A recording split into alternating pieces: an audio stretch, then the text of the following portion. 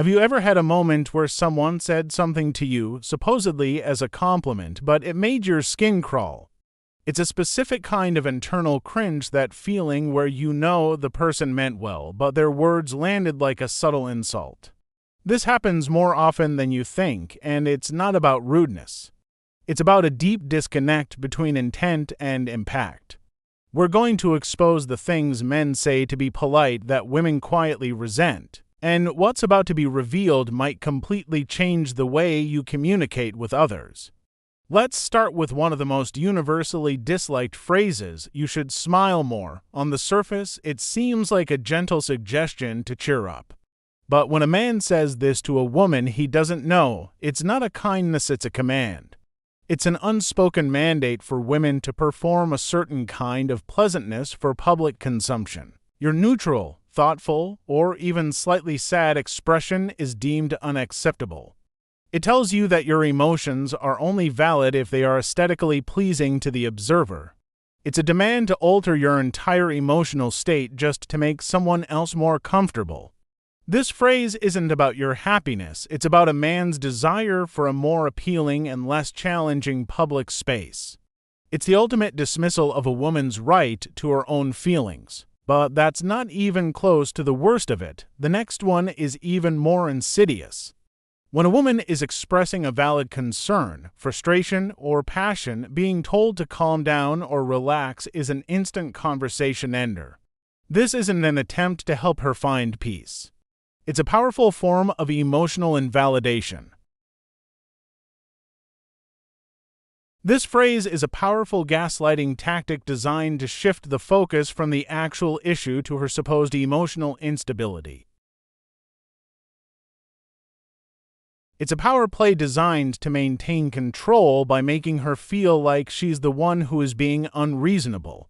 And what about the intellectual power play? We all know about mansplaining, but let's break down what it really is. It's when a man explains a concept to a woman, believing he is being helpful, but it's a topic within her area of expertise or something she clearly already understands. This behavior is so deeply patronizing because it is based on a subtle but pervasive assumption of male intellectual superiority. It assumes she is less knowledgeable and that her expertise is not to be trusted. Imagine a woman who is a senior software engineer being helpfully told how to write a basic piece of code by a man in a completely different field. It undermines her authority, her experience, and her intelligence regardless of the helpful intention, and that wasn't the end of it. Then there's the supposedly ultimate compliment. "You're not like other girls." This phrase is a backhanded insult to the entire female gender, cleverly disguised as praise. It suggests that other girls are inherently flawed, dramatic, shallow, overly emotional, and that she is the rare, magnificent exception, but most women see right through this. It's a classic divide-and-conquer tactic, an attempt to alienate her from her peers and make her seek validation from the person giving the compliment. It's not a genuine appreciation of her unique qualities. It's a cynical attempt to get on her good side by putting down other women. And what happened next would shock everyone. Let's talk about unnecessary chivalry. Holding a door for a woman is one thing, but insistently trying to lift a not-heavy bag or trying to perform a simple task for her can feel less like a kind gesture and more like an assumption of her incompetence. It's phrases like, "Let me get that for you," when it's clearly not needed. This is a subtle manifestation of the belief that women are the weaker sex, incapable of handling simple, everyday tasks. But that's not the whole story. The next one is about social control. Think about comments on how much, or how little, a woman is eating. But they are a form of social policing. These remarks, no matter how casually delivered, tap into a deep well of societal pressure on women regarding their bodies and appetites. They are a constant reminder that women are being watched and judged, not just on their behavior, but on their physical form. A person's plate should be a judgment-free zone, and that wasn't the whole story.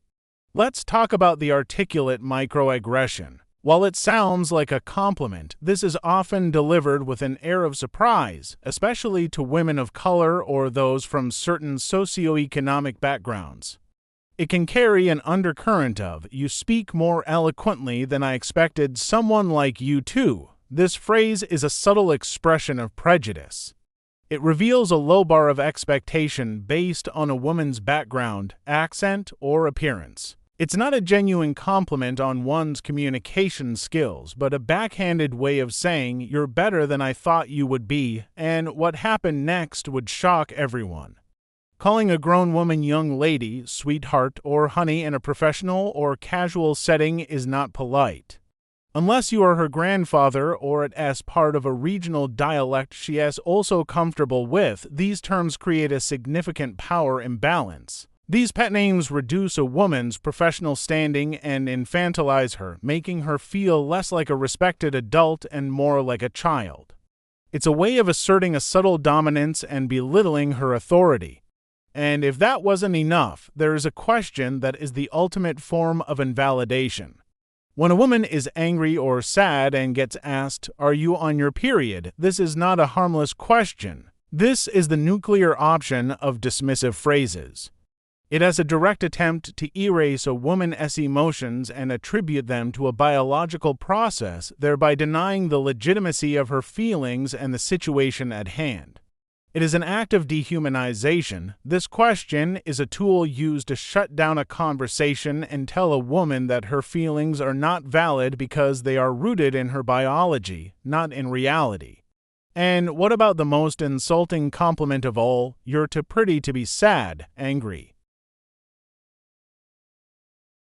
It tells her that her primary purpose is to be aesthetically pleasing and that displaying any negative emotions is a defect in her product. This phrase denies her the right to the full spectrum of human emotion and ties her worth to being pretty and pleasant, which is a profoundly shallow and disrespectful way to view a human being. The common thread among all these phrases is that they often assume, judge, or dismiss. True respect involves listening more than directing, validating feelings rather than questioning them, and treating women as capable equals. These aren't just rude comments, they are subtle forms of control. Moving away from these empty things men say to be polite and toward more mindful, empathetic language is what builds authentic connection and trust. So, what's one polite comment you've received that actually felt condescending?